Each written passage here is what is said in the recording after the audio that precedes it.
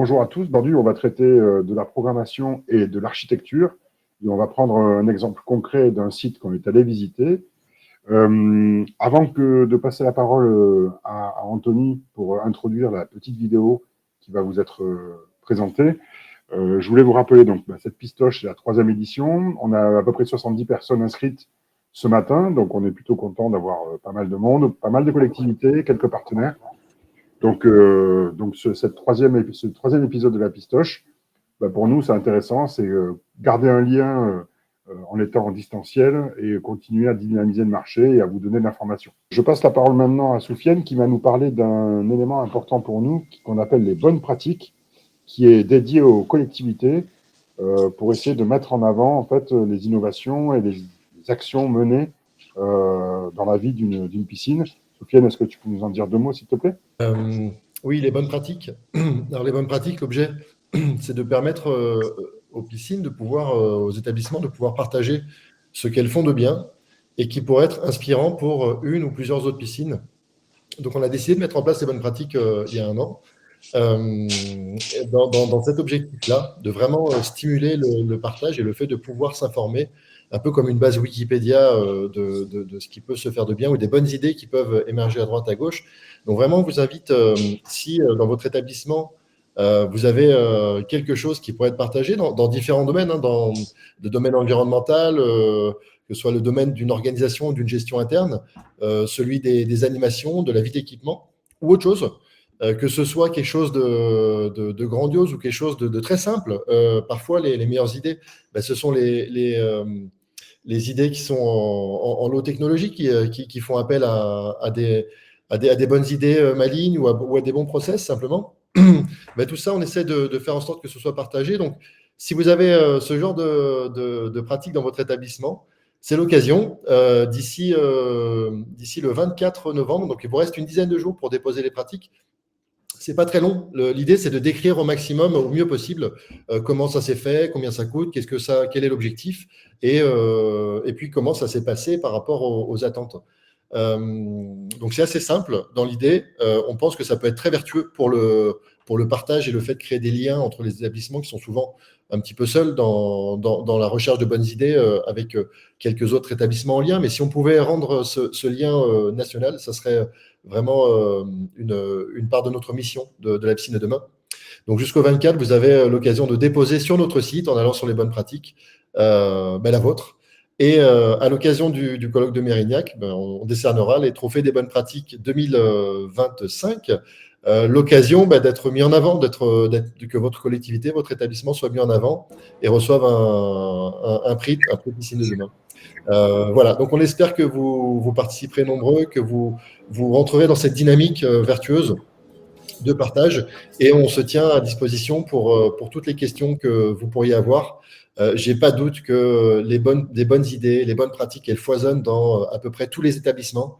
Et encore une fois, même des choses simples, parfois juste des choses toutes bêtes, mais qui pourraient inspirer une autre piscine, partagez-les.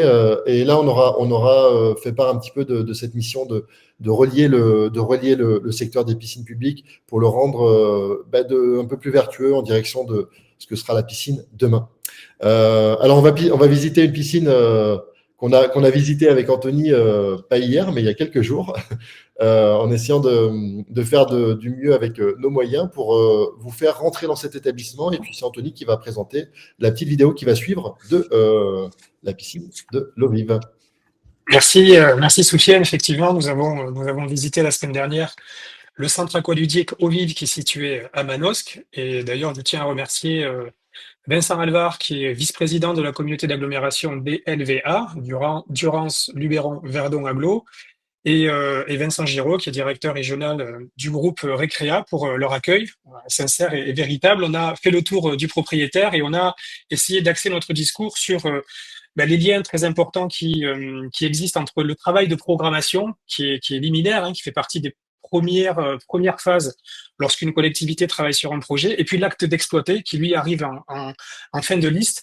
Entre ces 2 grands moments de la vie d'un projet, il y a le cabinet d'architecture et ses bureaux d'études qui travaillent pour la conception. Donc on a essayé de faire des passerelles entre ces différents éléments de la chaîne, tout en visitant le site et en découvrant le caractère exceptionnel de cet équipement situé sur ce territoire.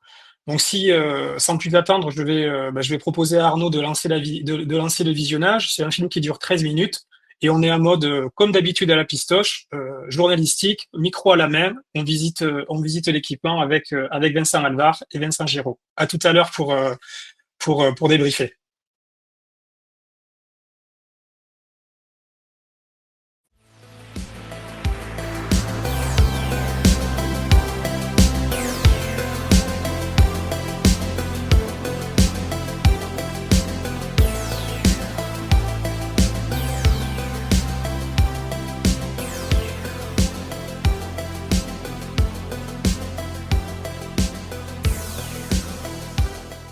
Bonjour à tous, merci beaucoup d'être présents pour cette troisième pistoche. On est à Manosque, au sein du territoire de la DLVA, et on est en présence de monsieur Vincent Alvar. Bonjour Vincent. Bonjour.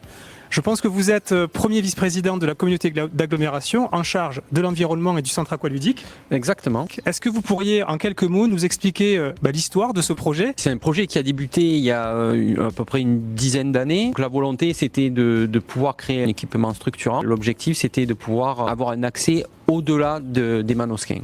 Évidemment que ce site, il n'a pas été choisi par hasard.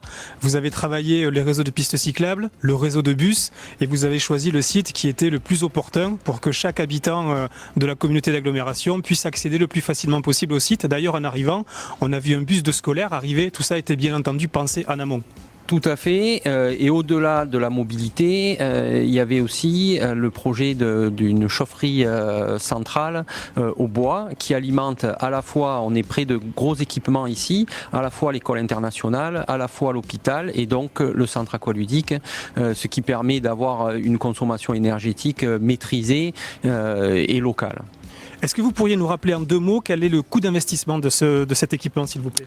Alors c'est un équipement qui a coûté aux alentours de 23 millions d'euros, qui a été financé en partie par la région sud, par le département, par l'État et bien sûr par l'agglomération. Merci pour tout. Ce que je vous propose, c'est de rentrer à l'intérieur de la piscine pour qu'on puisse faire la connaissance de Vincent Giraud, qui représente le groupe Recrea et qui, je crois, est votre délégataire de service public.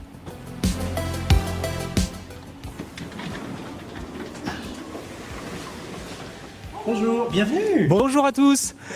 Vincent Giraud, merci également de nous accueillir au sein de ce centre aqualudique. On était en train de discuter avec monsieur Alvar sur les conditions très importantes de réflexion a priori de l'installation d'un équipement comme celui-ci sur un territoire comparable. Il faut vraiment réfléchir en amont le positionnement de cet équipement pour que tout le monde puisse y venir dans les meilleures conditions qui soient. C'est parfaitement vrai. Alors, on a la chance d'être gestionnaire de cet équipement, groupe Recrea, donc la collectivité nous a confié la gestion. Et donc depuis l'ouverture en mars 2024 de cet équipement, on a pu profiter effectivement de tout ce qui a été imaginé, tout ce qui a été conçu, tout ce qui a été merveilleusement adapté à l'accueil de tous les publics. J'aimerais que vous me parliez de l'accueil de scolaires au sein de ce territoire de la DLVA. Oui, l'objectif avec cet équipement-là, c'était de pouvoir accueillir l'ensemble des scolaires des 25 communes de l'agglomération. Et vu la configuration territoriale et qui est plutôt rurale sur notre agglomération, il y avait la notion de transport et de déplacement qui prenait du temps pour pouvoir venir apprendre à nager au centre aqualudique. Et donc on a imaginé ce qu'on appelle, alors dénommé par Recrea une school lab, en tout cas nous un espace qui permet de pouvoir faire de la classe en même temps que d'apprendre à nager, donc dans la même journée, de façon à ce que les élèves, quand ils se déplacent, puissent passer la journée complète au centre aqualudique, pouvoir continuer à avoir de l'enseignement traditionnel et puis alterner avec des séances de natation pour l'apprentissage de la natation. Donc ça, c'était important au niveau de la structuration de l'équipement, en tout cas pour nous élus de l'agglomération. Concept super intéressant, cette School Lab, Vincent, qui du coup a été initié, mise en place, créé. Ce terme-là, ça vient de chez vous, ça vient de Recrea ? On essaye d'être original et de proposer des choses qui sortent un petit peu de l'ordinaire. C'est ce qui caractérise notre ADN et notre savoir-faire. Dans une piscine, on n'accueille pas que les scolaires, on accueille des familles, on accueille des sportifs, on accueille en fait 100% de la pyramide des âges. On arrive à accueillir à la fois tout type de public, mais tout type d'activité également. Et donc ça, c'est important. Le centre est vraiment polyvalent à ce niveau-là. Merci beaucoup, messieurs, pour ces précisions de contexte. Bon, je vous propose qu'on rentre un peu plus dans le détail de la visite. On se situe là dans l'espace accueil. Qu'est-ce que vous pourriez me dire de cet espace? Comment vous l'avez imaginé lorsque ce concept a vu le jour? Est-ce que l'accueil aujourd'hui est un espace absolument indispensable des centres aquatiques publics? Ben là, on voit bien que c'est un espace qui donne envie. Envie d'abord, premièrement, parce qu'il est lumineux, on le voit à travers les baies vitrées. C'est un espace qui permet aussi de voir les bassins, puisqu'il y a une partie vitrée qui permet aussi de voir typiquement les activités. On peut peut-être aller faire un tour sur ce côté-là. C'est un espace qui est quand même bien ouvert, à la fois sur l'extérieur et à la fois sur l'intérieur. Donc oui, l'objectif, c'est vraiment de donner envie d'aller plus loin que la zone d'accueil. On poursuit la visite, on se trouve dans l'espace vestiaire. Donc un espace vestiaire qui fait le lien entre l'espace accueil et l'espace des bassins. L'exploitant que tu es attache énormément d'importance à la logique de flux. C'est ce que vient de dire Monsieur Alvar. Bon là, ce qui est vraiment chouette, c'est qu'on n'a pas de barrière visuelle. On arrive du hall d'accueil, on se déchausse et on sait directement où est-ce qu'on doit se diriger pour accéder au bassin. Et ça, je trouve que dans le programme, c'est un élément quand même qui fait la différence par rapport à des piscines classiques où on a une barrière physique constituée par les cabines traversantes et les casiers juste après. Est-ce que tu peux nous dire un tout petit peu plus ta sensibilité par rapport à la configuration d'un espace comme celui-là? Faciliter l'accès des clients au bassin, c'est fondamental. C'est leur donner déjà, dès ce moment-là, du bien-être et de la satisfaction. On se trouve à l'intérieur de la halle bassin, c'est vraiment le cœur du réacteur, c'est là que tout se passe. La première impression quand on arrive dans cet espace, c'est la lumière et c'est le sentiment de bien-être. J'imagine que l'architecture a joué un rôle. Est-ce que, Vincent, vous pourriez nous dire la vision que vous avez, vous, en tant qu'exploitant de cet espace? Oui, Anthony, à l'usage, on se rend compte que même en plein après-midi, même en plein soleil, même en plein été, le bassin est totalement sécurisé. On a très très peu de reflets au niveau du fond du bassin. Nos maîtres nageurs ne sont pas forcément gênés pour assurer la sécurité, même quand on met des structures gonflables. Donc il y a cette utilisation du bardage et de cette décoration de double corps en fait autour du bâtiment qui fait qu'on utilise parfaitement à la fois le soleil pour pouvoir chauffer le bâtiment et être en rapport avec nos ambitions sur les consommations énergétiques et ce que peut nous apporter l'exposition naturelle du bâtiment. La transition est naturelle. J'ai envie de parler avec vous maintenant d'optimisation énergétique parce qu'au-delà de la notion de bien-être, voilà, cet équipement est soumis au décret tertiaire, donc vous avez l'obligation d'être très vertueux d'un point de vue énergétique. Est-ce que vous pourriez juste nous raconter un petit peu l'histoire du choix des énergies et comment ça s'est passé à l'intérieur de cette halle bassin en termes de projet? Oui, il y a deux gros enjeux de toute façon quand on est sur un équipement comme celui-là, à la fois le traitement de l'eau et à la fois le traitement de l'air. Sur le traitement de l'eau, donc c'est une filtration à diatomée qui permet d'avoir quand même une filtration fine. En termes de chauffage, comme je disais en introduction, on a une chaufferie centrale qui est à proximité, une chaufferie bois et qui permet du coup de chauffer les bassins de la piscine et donc avec un coût qu'on maîtrise également.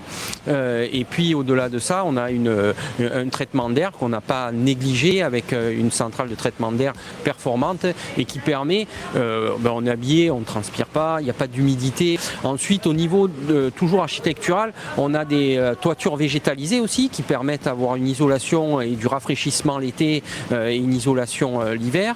On a au niveau de l'eau chaude sanitaire, on a également du solaire. Voilà, on a essayé d'avoir de croiser une multitude de techniques énergétiques de façon en fonction des choses à faire pour optimiser ça. Alors merci pour ces précisions concernant l'architecture et concernant l'optimisation énergétique. Ce qui est aussi important pour la présentation de cet équipement aux personnes qui vont assister à ce troisième épisode de la Pistoche, c'est qu'on parle aussi un peu de programmation. Et on voit que ces deux bassins sont très différents, ils ne proposent pas les mêmes types de services, ils ont un intérêt. Est-ce que vous pourriez nous les décrire un peu plus précisément? Effectivement, vous l'avez évoqué tout à l'heure, un bassin sportif séparé physiquement d'un bassin polyvalent. Donc l'avantage, bien évidemment, c'est l'accueil des scolaires, c'est-à-dire qu'on peut accueillir du public individuel en même temps que du scolaire. Donc ça, c'est un atout majeur. Alors messieurs, on se situe sur la mezzanine qui est directement accessible par les tribunes du centre aqualudique. Là, on a une vue panoramique exceptionnelle sur les deux grands espaces aquatiques. C'est quand même très intéressant de voir comment ce bassin est structuré. On voit qu'il y a différentes zones avec des espaces qui sont sportifs pour ceux qui le souhaitent, même si on est dans un bassin plutôt d'activité. Il y a aussi des espaces d'agrément à l'intérieur duquel on peut vraiment venir se reposer. Tout à fait. L'objectif, c'est vraiment cette polyvalence au niveau de l'équipement et de pouvoir passer à la fois du volet sportif au volet polyvalent. Et puis moi, ce que je tenais à souligner aussi, c'est un petit peu cet espace dans lequel on est ici. Là. Tout à l'heure, on parlait d'accueil. Voilà, ça fait partie de l'accueil aussi d'avoir des espaces où on peut se poser parce qu'il y a des accompagnants, parce qu'on veut y passer du temps aussi à la piscine. L'objectif est aussi de développer des événements avec des compétitions. Donc on a des gradins, on a ces espaces-là qui permettent voilà, d'accueillir du public au-delà des nageurs. On se situe désormais dans l'espace bien-être, qui est un des derniers espaces à visiter de cet équipement aqualudique. Bon, c'est un espace, on le voit, qui a vraiment été traité avec une très grande qualité. La volonté, c'était d'offrir une prestation digne d'un hôtel 4 étoiles, hein, j'ai envie de dire. Oui, d'un spa de haute qualité, enfin de grande qualité, avec des matériaux nobles, de la pierre, du bois, des couleurs très apaisantes. Donc on a effectivement un établissement qui permet, sur réservation, parce que là aussi ça a été une des volontés de Recrea, c'était de perdurer en fait ce qui a été mis en œuvre lors de la période Covid et de la restriction des jauges sur l'accès de ces équipements. C'était de pouvoir garantir à nos clients une qualité de service, une qualité de prestation dans ces équipements. Est-ce que on conseillerait pas à nos maîtres d'ouvrage qui travaillent sur des projets, lorsqu'ils imaginent des espaces de ce type, de prévoir un accès direct ? Oui, on en a parlé bien évidemment lors de la visite.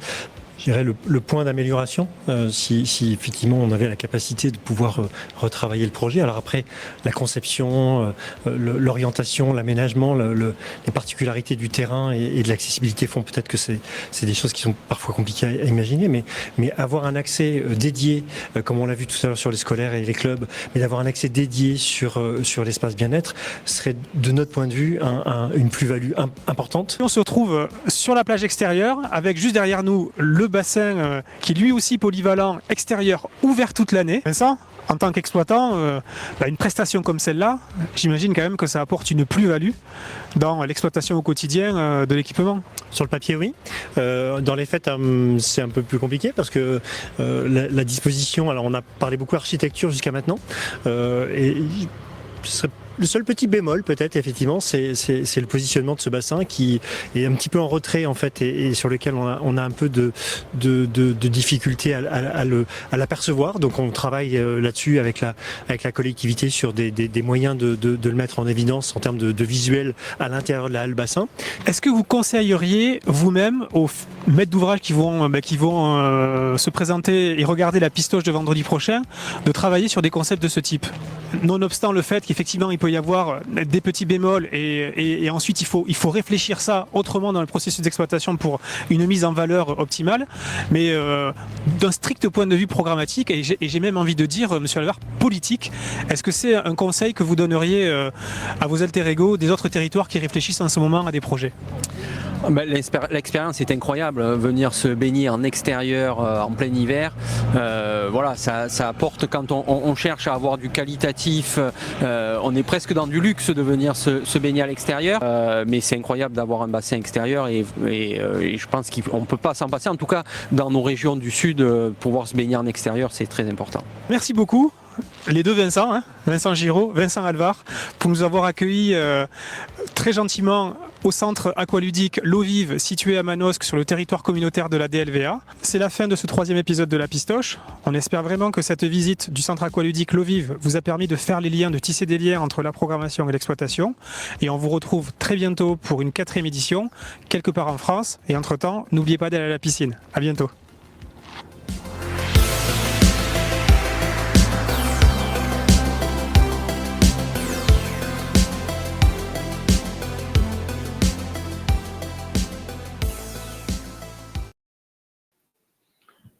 Voilà, écoutez, on espère que cette vidéo vous a plu. En tout cas, on a eu l'occasion de visiter un site qui est juste magnifique. avec ces aspects intérieurs et extérieurs qui sont vraiment un beau mix, surtout pour cette belle région de Manosque. Je vais transmettre la parole à Camille Palot, qui est responsable du développement au Camille Architecture à 26, qui a réalisé ce magnifique site. Donc Camille, je te laisse la parole pour la suite de cette visio Pistoche. Merci, j'espère que vous m'entendez bien. Hop, A26.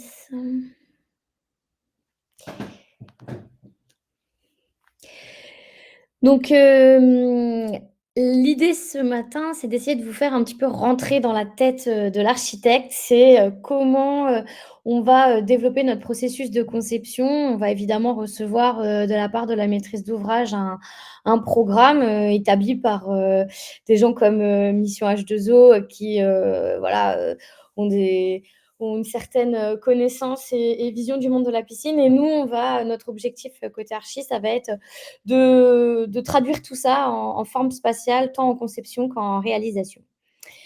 Donc, dans un premier temps, je vous présente rapidement A26. On est une agence d'architecture d'environ 200 collaborateurs. On est un petit peu partout en France. On travaille sur tout le territoire.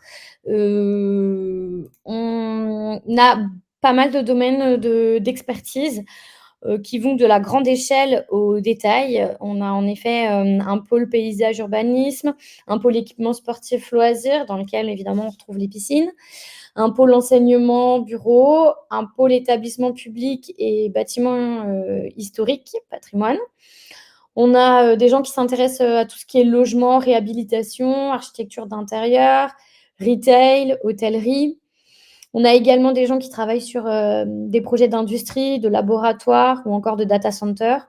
Et enfin, des gens qui travaillent dans le domaine de la santé et du pénitentiaire. L'idée chez A26, c'est d'avoir des gens qui sont organisés par pôle, des architectes qui sont habitués à travailler sur des programmes spécifiques et qui, du coup, à chaque nouvelle conception, peuvent amener leur retour d'expérience, leur savoir plus spécifique sur tel ou tel programme. Pour faire un petit zoom rapide sur A26, la partie sport, chez nous, on est certifié Quali-Sport en piscine, patinoire et espace sportif depuis plusieurs années. On est une équipe qui travaillons sur des projets à la fois neufs ou en réhabilitation. Et ce qui nous tient à cœur, c'est de partager des valeurs qui sont communes au sport et à l'architecture. Donc la rigueur, l'esprit d'équipe et l'intelligence collective qu'on essaye de faire transparaître dans l'ensemble de nos projets. Alors maintenant, on va essayer de rentrer un peu plus dans le vif du sujet. Donc, comment on passe d'un programme et des intentions d'une collectivité à un projet d'architecture et à une réalisation d'un bâtiment public qui est voué à vivre pour minimum les 30 ans à venir. Donc la première phase, ça va être une phase d'analyse et de compréhension. On va essayer d'avoir une lecture très critique et très raisonnée pour vraiment saisir l'essence du programme.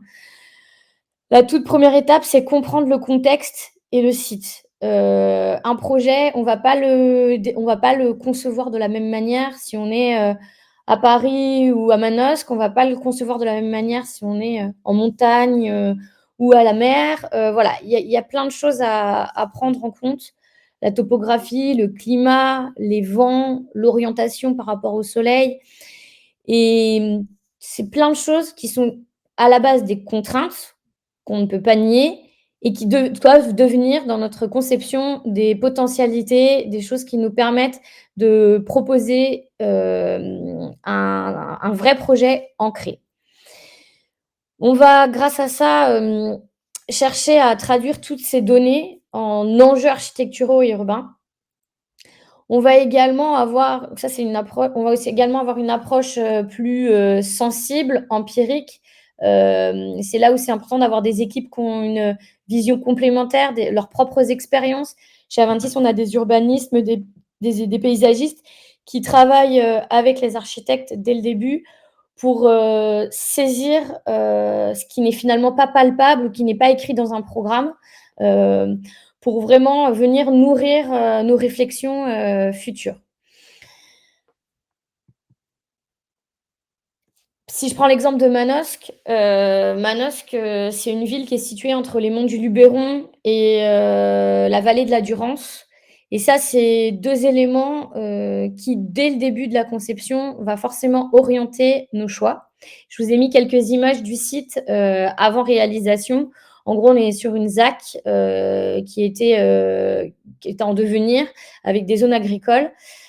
Et donc, voilà, c'est une première imprégnation, on va dire, physique sur le site. Avec deuxième partie de cette analyse-compréhension, c'est décrypter les besoins. Mais c'est aller plus loin que juste lire un programme. C'est vraiment essayer de saisir la vision de la collectivité. Qu'est-ce qu'elle attend réellement de ce nouvel équipement? Et aussi, quels sont les besoins réels des futurs utilisateurs, tant pour le public que pour les services techniques. On va questionner les usages, les activités que le futur bâtiment devra accueillir. Et on cherche réellement l'intention derrière la commande, quelles sont les priorités. Et enfin, on va essayer d'identifier les idées directrices et les mots-clés qui vont faire l'unité du projet. Donc là, j'ai mis un petit extrait du programme qui nous avait été donné au moment du concours. On voit qu'il y a énormément de mots. En fait, la collectivité, elle a plein de choses en tête. Et nous, ce qu'on va essayer de faire, c'est de hiérarchiser ces intentions, essayer de comprendre ce qui est plus ou moins à mettre en valeur, ce qui vraiment prédomine. Dans tous les cas, nous, côté maîtrise d'œuvre, l'architecte et évidemment nos bureaux d'études ou nos architectes associés, on va toujours devoir rester humble et respectueux par rapport au site, par rapport aux attentes. Nous, on doit être plutôt à l'écoute et venir traduire ça dans un projet. La partie ensuite, c'est la conception schématique. Donc, en fait, ça va être de transformer tout ce qu'on a pu voir avant, le synthétiser et l'en faire une forme spatiale. Donc, c'est l'étape la plus fondamentale pour l'architecte à ce stade-là de la conception. Ça va être d'en faire une organisation spatiale tridimensionnelle, évidemment, puisqu'au final, on a un volume. Et puis, un concept architectural qui soit réalisable, qui tienne la route, tant aussi d'un point de vue budgétaire, évidemment. Donc ça, c'est le moment qui, pour nous, est le plus intéressant.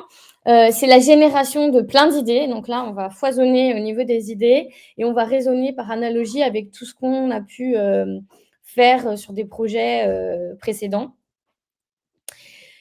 Donc là, j'ai mis un petit schéma fonctionnel qui est extrait du programme. Donc ça, c'est ce que les programmistes vont nous fournir pour qu'on puisse avoir les flux, les connexions, ce qui est attendu.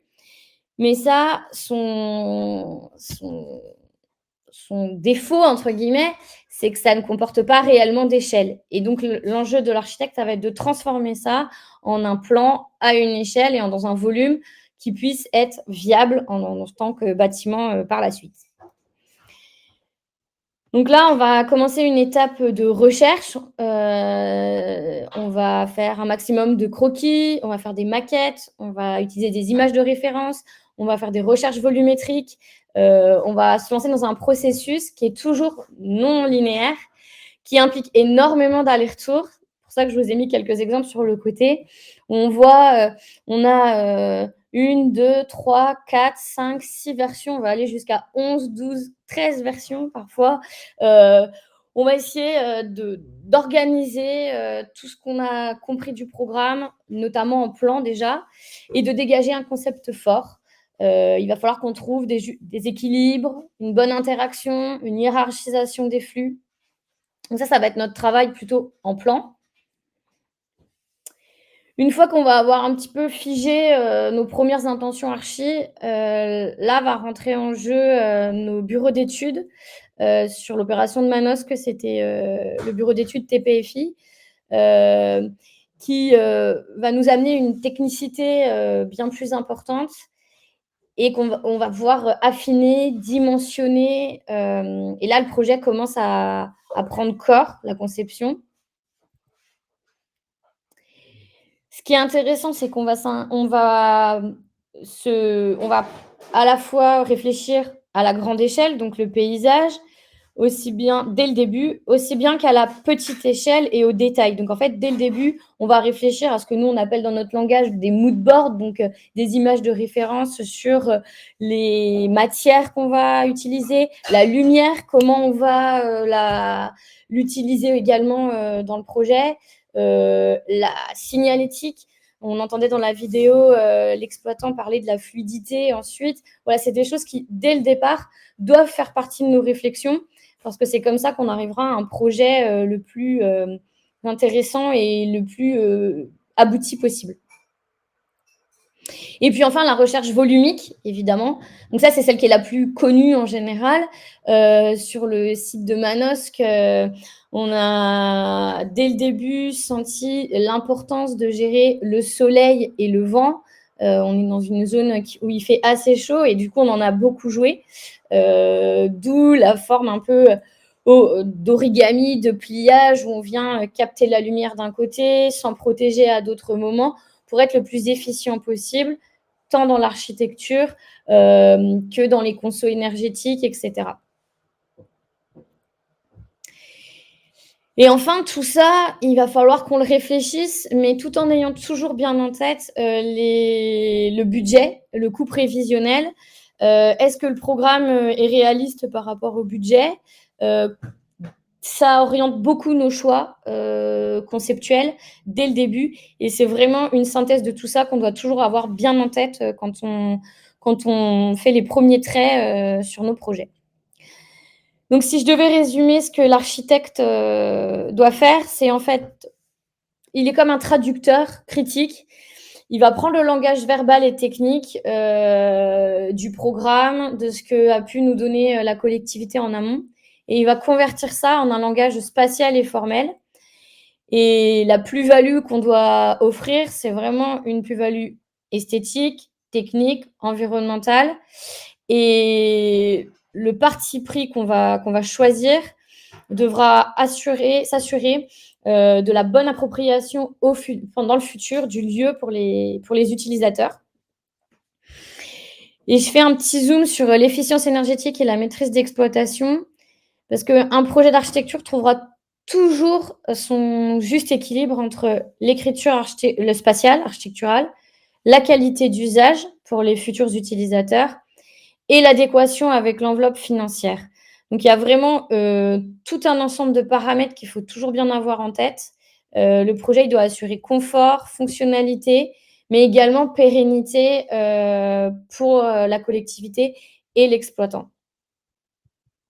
Donc, si je résume, un architecte et son équipe, parce qu'il est pas seul, hein, je l'ai dit, avec les bureaux d'études, une fois le programme reçu, il doit avoir une approche analytique, critique, synthétique, évidemment créative, mais celle-là, on s'en doute, pour devenir un visionnaire, entre guillemets, du spatial et de l'humain. Il doit anticiper ce qui se passera demain.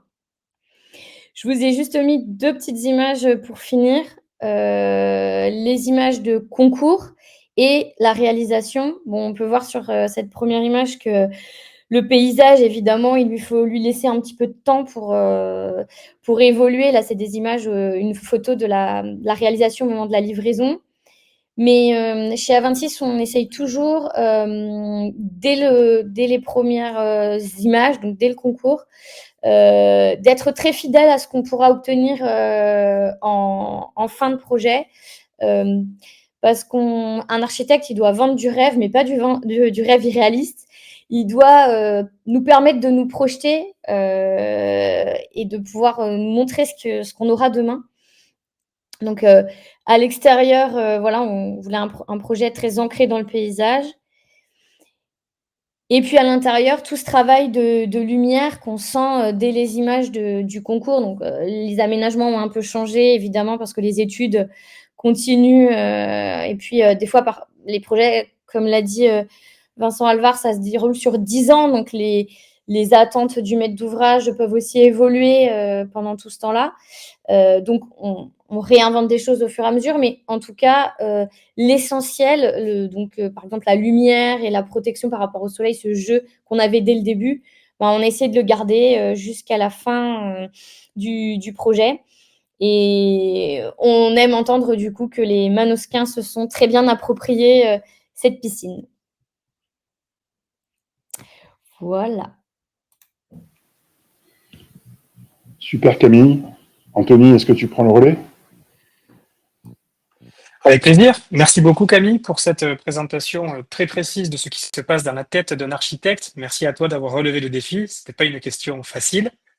Et je pense que tout le monde a pu se rendre compte à quel point le travail, et je vais retenir ça en fait, de sens profond du programme est important pour en déterminer la vraie valeur ajoutée et une intégration parfaite sur le site. Et du coup, c'est la transition que je vais utiliser pour transmettre la parole à Sophie Dauvert. Merci beaucoup Sophie d'avoir accepté de prendre la parole au nom de Mission H2O pour essayer de nous dire maintenant et de nous présenter ce qui se passe dans la tête d'un programmiste lorsque tu travailles à l'adéquation entre une idée qui germe dans la tête d'un élu et le territoire sur lequel tu travailles.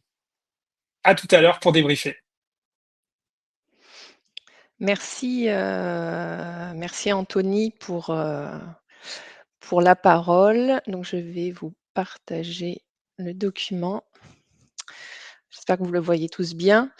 Donc, effectivement, nous sommes réunis autour de ce webinaire pour aborder les sujets de programmation. Alors, la programmation, c'est un métier qui est né finalement assez récemment, après la Seconde Guerre mondiale, où les projets de construction sont devenus de plus en plus techniques et réglementés, et où, au sein des collectivités territoriales, donc où il faut passer un concours pour être recruté, un manque d'expertise, effectivement, en interne, pouvait se faire ressentir. Donc la loi MOP a officialisé l'autorisation pour les collectivités territoriales d'avoir recours à de l'assistance privée indépendante pour les aider à piloter leurs projets et à entrer dans le détail pour garantir effectivement la réussite et technique, financière et calendaire des projets. Donc il y a eu une forte augmentation et une professionnalisation du métier d'AMO dans les années 2000-2010, puisque on a eu une explosion des sujets techniques de plus en plus forts, donc sur le développement durable notamment, la transition énergétique, des normes qui viennent à chaque fois s'empiler et complexifier les programmes de travaux, augmenter les budgets évidemment, donc avec des contraintes budgétaires qui s'augmentaient, et puis des nouveaux modes de gestion et de dévolution également des marchés publics, avec les DSP, les PPP qui sont aujourd'hui devenus des marchés de partenariat, les marchés globaux de performance, et cette approche un peu globale effectivement des opérations, donc de la construction jusqu'à l'exploitation. Et le rôle de l'AMO, c'est renforcer, diversifier, spécialiser. Et aujourd'hui, l'AMO devient un acteur stratégique dans le cycle de vie d'un projet, puisque nous intervenons donc dès la naissance en fait de l'idée de création, de construction, voire de réhabilitation des équipements, mais en abordant et en se projetant également sur la phase d'exploitation. Et on voyait bien là dans les questions du chat qu'on présentait les différents espaces du projet aquatique, et tout de suite la question s'est posée de savoir combien de MNS il fallait pour gérer tout cela, puisque le coût d'investissement est toujours plus ou moins facile à anticiper et savoir s'il est possible ou pas de réaliser le projet. Mais l'exploitation ensuite qui a lieu sur l'ensemble de la durée de vie de l'équipement, donc en se projetant sur 20, 25, 30 ans, voire plus, est une dépense récurrente que les collectivités se doivent de maîtriser. Donc aujourd'hui, la mission d'AMO est à la croisée du conseil, du management et de l'ingénierie territoriale. Et comme on l'a vu dans les échanges également, notre objectif est bien de sécuriser les décisions publiques dans l'intérêt général des territoires.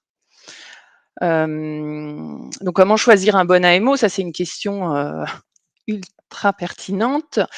Tout d'abord, c'est choisir, un cabinet qui soit expert dans le domaine dans lequel vous consultez, que ce soit l'environnement, le bâtiment et dans les bâtiments, on l'a bien vu avec la présentation, de Camille, il y a aussi des spécialités si on est dans du scolaire, dans du sportif, dans du centre aquatique qui sont des équipements de très forte complexité, de par les publics qu'ils accueillent, la multiplicité des flux et les technologies et techniques de traitement d'eau, de traitement d'air et de consommation d'un bâtiment de ce type-là.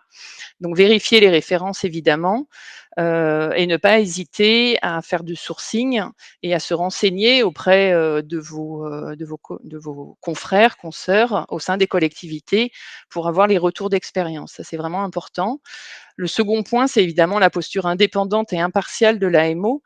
La loi MOP autorisait effectivement l'assistance à des cabinets indépendants. L'objectif est évidemment de défendre l'intérêt général et non pas l'intérêt des particuliers, des entreprises, des bureaux d'études. Et donc, être certain, quand vous choisissez votre AMO, que ce dernier soit libre de tout lien avec des maîtrises d'œuvre, des entreprises ou encore des journées commerciales, comme on peut voir certains événements s'organiser. D'avoir un cabinet qui propose une méthodologie claire avec des processus qui sont éprouvés, des livrables qui vous permettent de décider, d'avoir un véritable outil d'aide à la décision. Un cabinet qui soit à votre écoute, ça c'est quand même la base, et qui sache générer de la concertation et de l'adhésion au projet pour l'ensemble des acteurs qui sont amenés à élaborer le projet ou à l'utiliser aussi dans la suite. Donc évidemment, les élus, les services, les personnels, mais également les usagers, que ce soit les scolaires, les associations, le grand public d'une manière générale, les touristes également sur certains projets et territoires. L'AMO est là aussi pour faciliter le dialogue, pour mettre en relation, pour aider aux arbitrages. On a parfois des cahiers des charges de consultation d'AMO où on nous demande de constituer des groupements très spécialisés avec des bureaux d'études techniques regroupant des compétences comme les structures, les fluides, les énergies, etc. Il faut savoir que l'AMO, c'est un métier comme si on était médecin généraliste. On a une approche très globale et une connaissance de l'ensemble des volets de la vie d'un projet. Et on a cette approche d'anticipation effectivement des risques sur le projet, mais on n'entre pas dans le détail précis de chaque corps d'état. Donc nous, on chapeaute, et ensuite effectivement arrive par derrière la maîtrise d'œuvre avec son architecte, ses bureaux d'études, où là il rentre plus dans le détail, comme pourraient être des médecins, des spécialistes dans le corps médical. La maîtrise du numérique aujourd'hui, notamment avec l'arrivée de l'intelligence artificielle, où il faut l'utiliser avec parcimonie, avec intelligence et dans une logique de création de valeur et non pas dans une logique de production accélérée sans aucune valeur ajoutée, que ce soit donc pour l'AMO qui contractualise ou derrière pour le territoire une fois le projet livré. Et puis avoir une vision durable évidemment sur la performance, la sobriété, le cycle de vie global du bâtiment. Donc Mission H2O, nous sommes un bureau d'études indépendant et expert dans l'assistance à maîtrise d'ouvrage dans le secteur des équipements tout d'abord aquatiques et sportifs d'une manière plus générale. Aujourd'hui, Mission H2O, donc depuis 20 ans de création, c'est plus de 700 missions réalisées auprès des collectivités territoriales. Donc nous intervenons à 99% dans le cadre des marchés publics, et c'est une quarantaine aujourd'hui de nouveaux contrats de confiance accordés par les collectivités chaque année depuis 10 ans. On a actuellement 13 chantiers en cours de réalisation. On a 25 projets en études de maîtrise d'œuvre et 17 opérations qui sont en cours de désignation de maîtrise d'œuvre, toutes procédures confondues, puisque nous accompagnons les collectivités aussi bien sur des concours type loi MOP, des marchés globaux de performance, des procédures négociées, des MAPA. Voilà, nous intervenons à la fois sur des projets de réhabilitation technique très simples, parfois en dessous du million d'euros, ou encore sur des projets de construction d'équipements phares, comme pouvaient l'être les bâtiments qui ont accueilli notamment les Jeux olympiques aux dernières Olympiades, comme Marville ou encore le Prisme, qui est un équipement inclusif unique en France et en Europe. Donc d'ici 5 ans, nous livrerons auprès des collectivités plus de 50 nouveaux bâtiments qui s'ajouteront aux 65 équipements neufs que nous avons déjà inaugurés, aux 30 réhabilitations majeures également. Et parce que nous n'intervenons pas uniquement dans le bâtimentaire et dans la construction, nous accompagnons également les collectivités sur le volet exploitation, avec de l'assistance à la mise en place des DSP ou des régies d'ailleurs, et plus d'une quarantaine de contrats et de sujets passés depuis les 5 dernières années. Donc aujourd'hui, nous sommes évidemment leaders dans la programmation des centres aquatiques. Nous sommes le cabinet avec le plus référencé, donc pouvant vraiment s'appuyer sur notre fort retour, nos retours d'expérience et notre méthodologie de travail également, qui est fortement éprouvée et partagée également avec nos partenaires pour lesquels nous nous associons lorsqu'il y a besoin de compétences particulières, et partager également avec les collectivités que nous accompagnons, puisque nous sommes vraiment dans une logique de co-construction des projets, et nous utilisons d'ailleurs des outils de partage de données pour travailler de façon simultanée, interactive et efficiente avec nos collectivités. Je vous propose, parce qu'il n'y a rien de mieux que les images pour présenter, de vous présenter donc la présentation de Mission H2O. En 2005, naissait Mission H2O, portée par la conviction que l'expertise aquatique doit accompagner les collectivités pour des équipements publics mieux conçus et plus durables. Avec un esprit start-up, l'entreprise pose des fondations solides, des partenariats de confiance, des équipes engagées et une exigence de qualité. Année après année, cette vision porte ses fruits. Un savoir-faire structuré, capable de piloter 70 projets en parallèle, et une réputation fondée sur la confiance renouvelée des collectivités. La reconnaissance ne tarde pas. Mission H2O est leader de l'AMO pour les piscines publiques en France. Avec des réalisations pionnières qui redéfinissent les standards du secteur, Mission H2O cultive l'audace et l'innovation pour être précurseur. Fort de plus de 700 projets réalisés, dont 65 équipements neufs inaugurés et 30 réhabilitations majeures, Mission H2O a forgé une expertise reconnue, conjugué la performance technique, durable et l'adaptation au contexte local. L'année 2022 marque un tournant, le rachat par Accrescio et la nomination de Sophie Dover à la direction générale. Elle impulse une stratégie de transformation métier et digitale, modernisation des outils, pilotage renforcé de la qualité et de la satisfaction client, et un nouvel élan de communication porté par une nouvelle identité et des solutions numériques innovantes. Cette vision ouvre la voie à de nouveaux marchés. Mission H2O aborde ces domaines avec la même exigence, créer de la valeur pour ses clients et pour l'intérêt général. Depuis 20 ans, Mission H2O continue de se projeter vers l'avenir, porté par un engagement constant. Accompagner les collectivités avec des solutions innovantes, inclusives et responsables.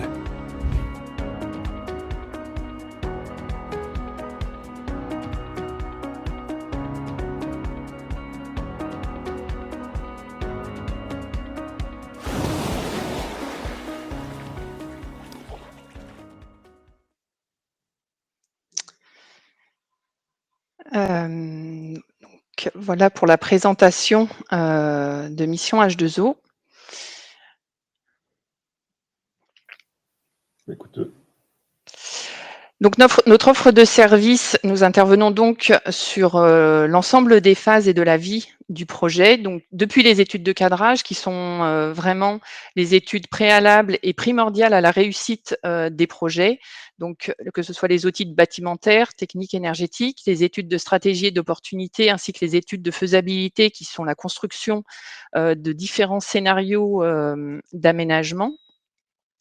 Et cette étape est vraiment primordiale pour asseoir le besoin, les objectifs et arrêter les dimensionnements également. Donc on est sur de la concertation. C'est un travail qui n'est pas à négliger en termes de temps de production également, d'échanges avec les différents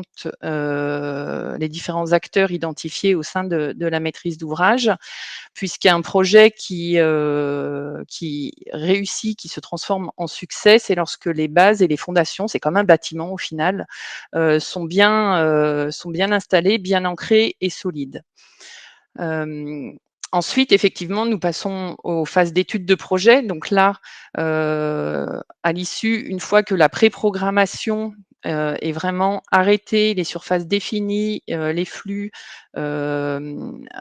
arbitrés, le budget également et le type de procédure défini, nous passons à la rédaction d'un programme technique qui donc, comme Camille en a parlé, est transmis à la maîtrise d'œuvre et servira tout au long de la vie de l'équipement comme base de référence, effectivement, et pour s'assurer qu'au fil des différentes étapes à venir, l'envie et les objectifs de la collectivité soient bien respectés, qu'il n'y ait pas d'évolution majeure qui pourrait mettre en péril la réalisation, que ce soit notamment en dérive budgétaire, technique ou notamment financière. On a par de nombreuses fois malheureusement constaté que des projets s'arrêtaient ensuite en phase APD, voire pire, désignation d'entreprise, parce qu'il y avait des dérives et ces dérives venaient forcément du fait que sur les phases préalables, le besoin n'avait pas été correctement identifié ou en tout cas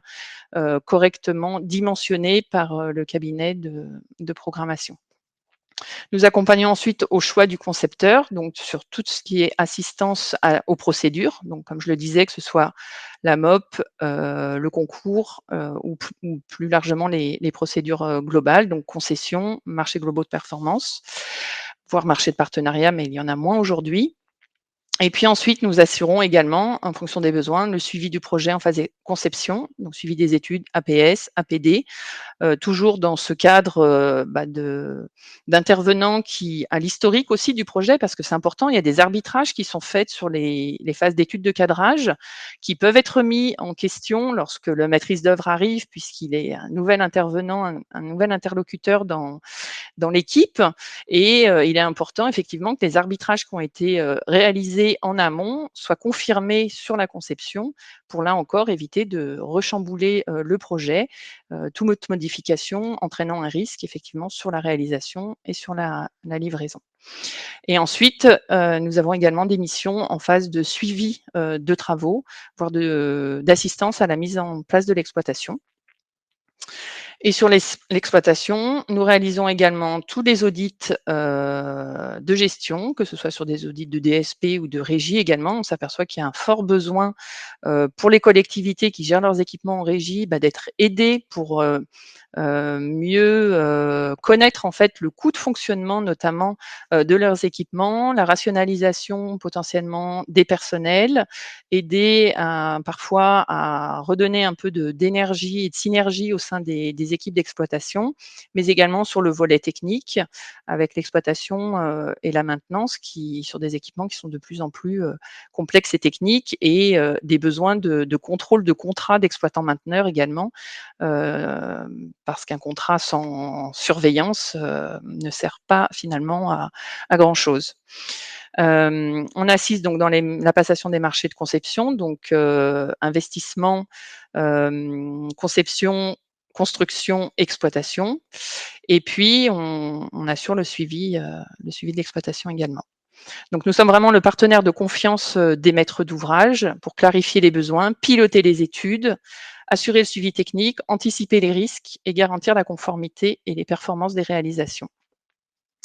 Donc notre plus-value effectivement est de couvrir l'ensemble des volets du cycle de vie et les retours d'expérience d'exploitation nous permettent par la suite d'anticiper les conseils que nous pouvons donner au moment de la définition du concept constructif et de la même manière pour l'exploitation derrière est définie en fonction des retours d'expérience que nous avons sur l'organisation des bâtiments, les surfaces, les espaces.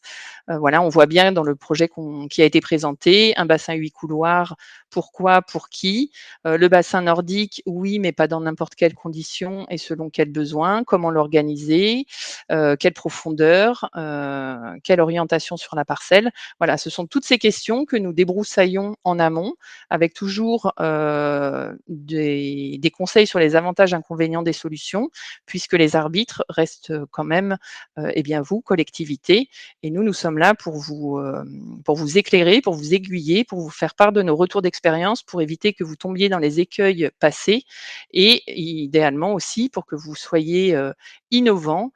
J'étais hier à un jury de concours pour la première piscine qui sera certifiée Passive House en France, après avoir certifié la première piscine à énergie positive à Bourgoin-Jallieu il y a quelques années de ça. Donc toujours l'innovation qui est dans l'ADN de Mission H2O, pour ne pas rester sur des sujets qui aujourd'hui sont vus et revus, mais toujours apporter de la valeur ajoutée pour les bâtiments, le territoire et les usagers.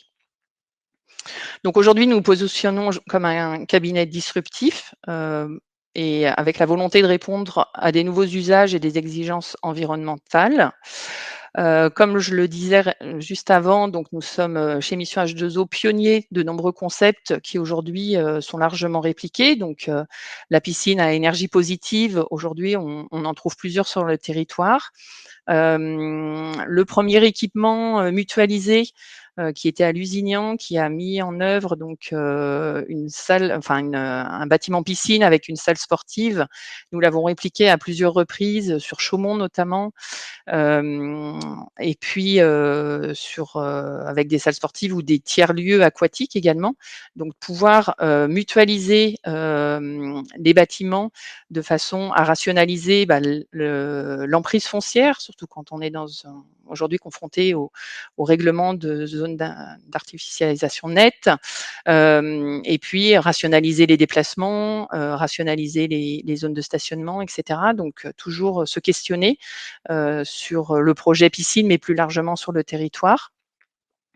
Ou encore les halles de bassin ventilées naturellement pour limiter les consommations énergétiques et pouvoir proposer des bassins plus petits, des équipements plus petits qui répondent aujourd'hui à la problématique d'aménagement du territoire sur des collectivités qui sont de plus en plus étendues, avec des temps de trajet qui sont parfois assez longs pour les scolaires notamment. Donc on a la solution de nouveau disséminer des équipements plus proches de proximité ou de créer des school labs, comme on l'a vu ici, sur des équipements plus gros et qui permettent de gérer les temps de trajet des scolaires pour qu'ils ne soient pas impactés et qu'ils puissent continuer à effectivement recevoir des enseignements, même en allant à la piscine. Nous intégrons également les innovations et les nouvelles technologies. Donc, on réalise beaucoup de benchmarks au sein de Mission H2O. On se nourrit des visites également, des équipements, que ce soit en France ou à l'étranger, pour prendre les bonnes idées, les détailler, les critiquer et voir les proposer également aux collectivités dans le cadre de leur projet. Nous avons un référent innovation qui pilote et stimule nos démarches. Là encore, pour être toujours à la pointe. Et puis, donc les axes de structuration que nous mettons effectivement à disposition des collectivités qui nous font confiance, eh bien, c'est les outils de numérisation pour effectivement gagner en efficience, éviter les consommations de CO2 également, parce que c'est quelque chose qui nous interpelle sur le stockage des données numériques. Aujourd'hui, tout se fait en numérique. Donc avoir des outils collaboratif, qui soit rapide, fiable notamment. L'expérience usagée, donc là on s'appuie sur nos plus de 700 références réalisées pour vous apporter effectivement eh bien, les conseils adaptés. Nous sommes dans une approche participative et co-constructive, donc avec l'idée dans les phases préalables notamment de donner beaucoup de place à la concertation, plutôt que s'appuyer uniquement sur des ratios programmatiques qui aujourd'hui deviennent un peu obsolètes et toujours d'actualité, mais pas forcément très pertinents. Définir un besoin est beaucoup plus évident lorsqu'on parle directement aux futurs usagers et aux futurs gestionnaires. Et puis un projet est réussi lorsqu'il y a une adhésion des participants à ce projet-là. L'innovation sociale et territoriale, évidemment, et puis la valorisation aujourd'hui de nos retours d'expérience. Pour ça, nous avons un cabinet structuré et une équipe de consultants qui est expérimentée avec une expérience forte de terrain. On a beaucoup de personnes qui viennent du service public, qui ont travaillé en collectivité, j'en fais partie d'ailleurs, qui ont travaillé également qui ont été directeurs d'équipements aquatiques et donc qui savent aussi le côté pragmatique du fonctionnement de ces équipements-là. Une équipe avec plus de 7 ans moyenne d'ancienneté, donc une équipe stable qui assure quand même la continuité des projets. La parité chez Mission H2O est toujours 100% de motivation à accompagner nos collectivités, puisque c'est l'intérêt général qui nous anime. Et enfin, pour assurer de la proximité, nous avons donc le siège qui est à Paris-Montparnasse, donc directement en lien avec les quais de la gare pour se déplacer facilement. Et puis des antennes plus régionales pour la proximité avec les territoires en province. N'hésitez pas si vous avez effectivement besoin de sourcing, c'est autorisé par le Code de la commande publique de se renseigner pour bien définir les missions que vous souhaitez mener et les exprimer clairement dans vos cahiers des charges. De consulter donc en amont de la publication de l'annonce de recrutement de votre AMO. Et c'est une garantie pour vous derrière d'avoir un contrat qui soit conforme également à vos attentes pour vos projets et l'aménagement de vos territoires. Merci beaucoup, Sophie. Merci pour cette présentation très exhaustive. Il nous reste une dizaine de minutes. On va peut-être laisser place à quelques questions. Je vois que on a quelques questions sur lesquelles il serait intéressant de répondre. Je vais peut-être on a une question de Xavier Houdard concernant le projet de Manosque qui est intéressante. Quelle est la composition de l'équipe de conception et réalisation qui a travaillé sur ce projet? Camille, peut-être que tu peux répondre à cette question, s'il te plaît. Oui, donc l'équipe de maîtrise d'œuvre sur la piscine de Manosque, donc il y avait A26 qui était mandataire. On était associé à l'agence R+4, qui est une agence locale. Et le bureau d'études, c'était TPFI. Ils ont fait l'ensemble des autres missions. Donc, ils étaient tout corps d'État, environnement, acoustique, structure, fluide et évidemment traitement d'eau. Et je tiens juste à dire, et c'est comme ça que nous on fonctionne chez A26, c'est que on aime bien sur les territoires s'associer avec des architectes qui ont une autre dimension d'agence que nous, mais aussi du coup une autre approche qui est complémentaire à la nôtre, et que on travaille ensemble de la conception jusqu'à la réalisation. On a les mêmes personnes qui travaillent du début jusqu'à la fin, et les deux cabinets aussi. C'était très enrichissant de travailler avec R+4 et ça nous a permis ensemble de faire de nouveaux projets. On est actuellement sur la réhabilitation du palais d'Orsières de palais des sports d'Orsières-Merlette. On est reparti exactement la même équipe, voilà, sur une nouvelle piscine en réhab cette fois. Merci Camille, je te laisse la parole. On a une autre question de Théo Kupsik qui nous demande si la singularité des bassins, des formes notamment, augmente de façon significative le temps de construction.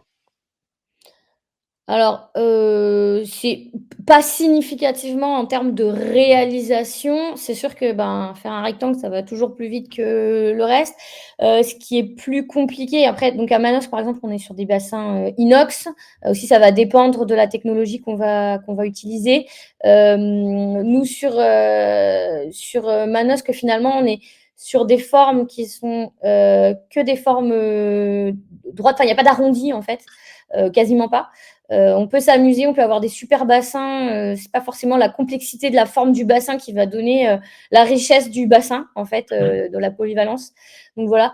Forcément, c'est un peu plus long, mais c'est des choses qui peuvent être très bien anticipées. Enfin, c'est pas vraiment un sujet en termes de réalisation côté maîtrise d'œuvre et délai de chantier.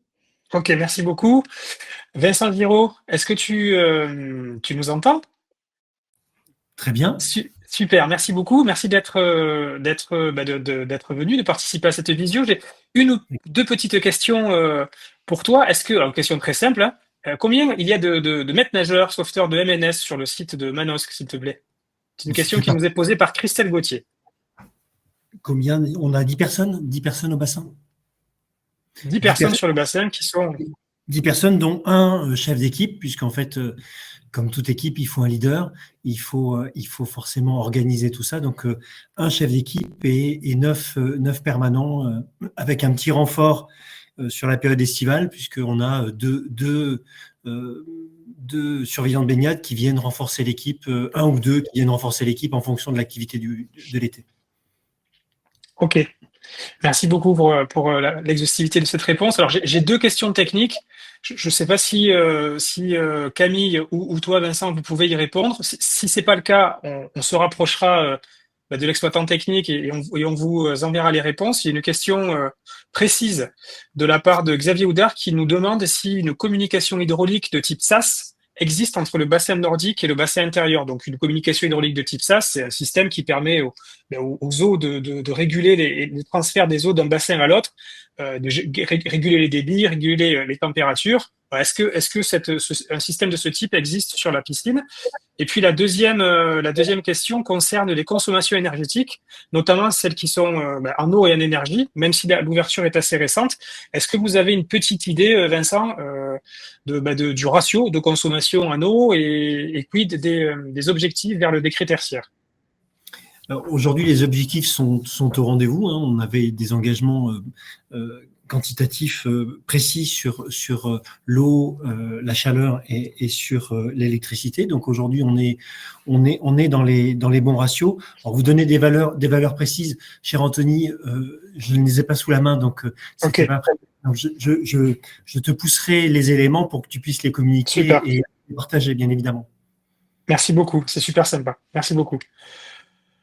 Alors, pour poursuivre, on a des questions qui ont été posées par Arnaud et qui s'adressent à Sophie. Sophie, en moyenne, combien de temps dure une mission d'assistance à maîtrise d'ouvrage et de programmation pour un projet d'équipement aquatique neuf ou pour une réhabilitation de l'équipement existant? Assez rapidement, est-ce que tu pourrais nous dresser un petit peu le timing des opérations sur lesquelles tu travailles? Oui, alors on a des timings très différents. Si nous sommes consultés uniquement dans le cadre d'un diagnostic technique avec programme de travaux, ce sont des missions qui se déroulent sur 3-4 mois. Quand on est sur une mission plus longue, donc jusqu'à la désignation de la maîtrise d'œuvre, par exemple, on est plutôt sur des missions de 3 ans. Et ensuite, on peut aller beaucoup plus loin, donc sur 5 ans, 6 ans, lorsqu'il y a du suivi de chantier, voire du suivi d'exploitation. Donc, c'est des missions qui peuvent être assez flash, comme elles peuvent être vraiment sur du long cours. Et puis après, ça dépend aussi des périodes de validation des maîtrises d'ouvrage. Et on a encore des missions qui datent de 2016, qui sont toujours en cours de réalisation, et on continue d'accompagner les collectivités. D'où l'intérêt d'avoir des équipes stables et qui restent aussi pour avoir toute cette connaissance de l'historique du dossier 10 ans après. Ok, merci beaucoup. On a une autre question pour toi qui est un peu plus technique. Est-ce que tu pourrais nous, sans trahir le secret de la méthode de mission H2O, mais nous parler un tout petit peu plus précisément des méthodes que vous utilisez pour définir les besoins des différents usagers, alors, familles, sportifs, scolaires. Quand tu fais un programme de piscine, comment faites pour saisir un petit peu les besoins en termes de catégorie du public? Comment ça marche dans la tête d'un programmiste sur cet aspect très précis de votre travail?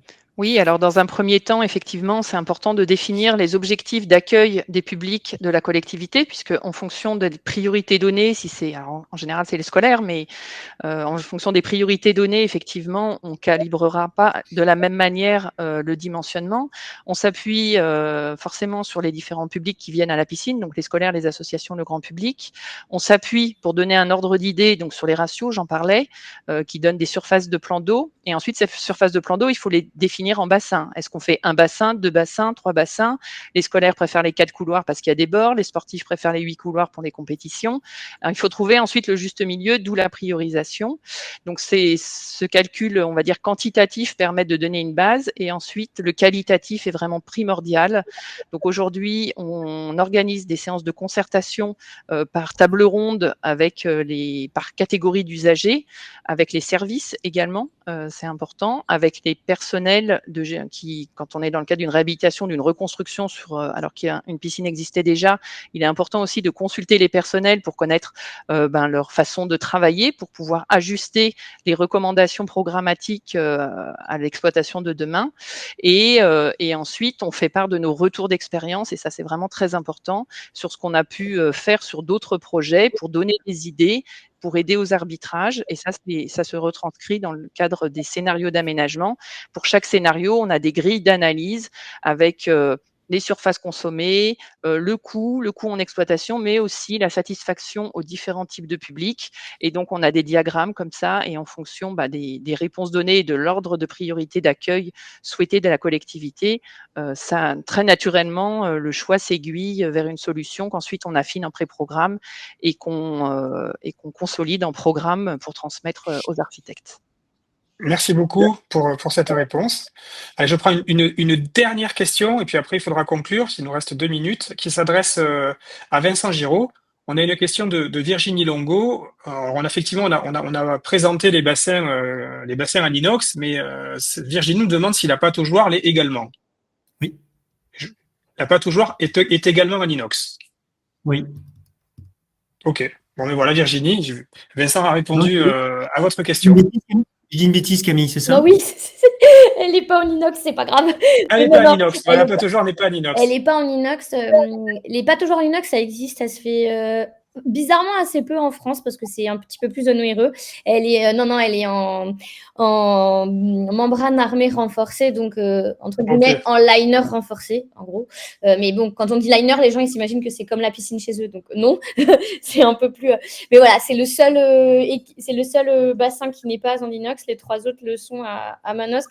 Et je réagis juste. J'ai vu dans le chat Xavier Houdard qui a travaillé avec nous sur Valence qui dit que c'est le même investissement. Alors non, dans la vidéo. Quand Monsieur Alvar parle de 23 millions d'euros, ou je ne sais plus combien il dit, d'investissement, c'est coût global. Le coût travaux sur Manosque, c'est 15 200 000 euros. Voilà. Alors que sur le projet dont il parle, c'est 20 et quelques en effet. Donc voilà, c'était juste pour donner une idée aussi. C'est un sujet qu'on n'a pas du tout abordé. Donc, comme le disait Sophie, c'est quand même une donnée très très importante, le coût quand même.